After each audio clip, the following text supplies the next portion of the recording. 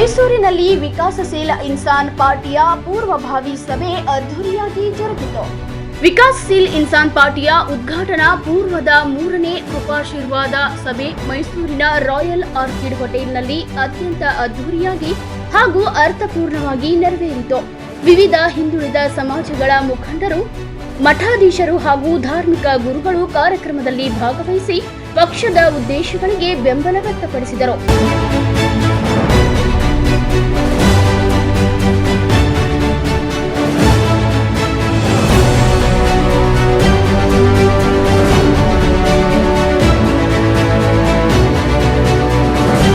ಸಭೆಯ ನೇತೃತ್ವವನ್ನು ವಿಕಾಸಶೀಲ ಇನ್ಸಾನ್ ಪಾರ್ಟಿಯ ರಾಷ್ಟ್ರೀಯ ಉಪಾಧ್ಯಕ್ಷರು ಹಾಗೂ ಕರ್ನಾಟಕ ರಾಜ್ಯ ಘಟಕದ ಸಂಸ್ಥಾಪಕರಾದ ಬಿಕೆ ಮೋಹನ್ ಕುಮಾರ್ ವಹಿಸಿದ್ದರು.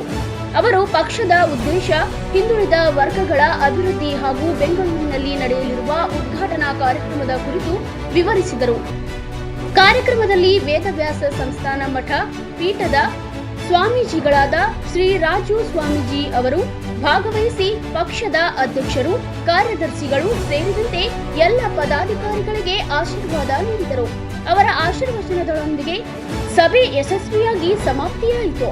ಸಭೆಯಲ್ಲಿ ಭಾಗವಹಿಸಿದ್ದ ವಿವಿಧ ಸಮುದಾಯಗಳ ಮುಖಂಡರು ಹಾಗೂ ಧಾರ್ಮಿಕ ಗುರುಗಳು ಪಕ್ಷದ ಸಾಮಾಜಿಕ ಚಿಂತನೆ ಮತ್ತು ಜನಪರ ಉದ್ದೇಶಗಳನ್ನು ಮೆಚ್ಚಿ ಶುಭ ಹಾರೈಸಿದರು.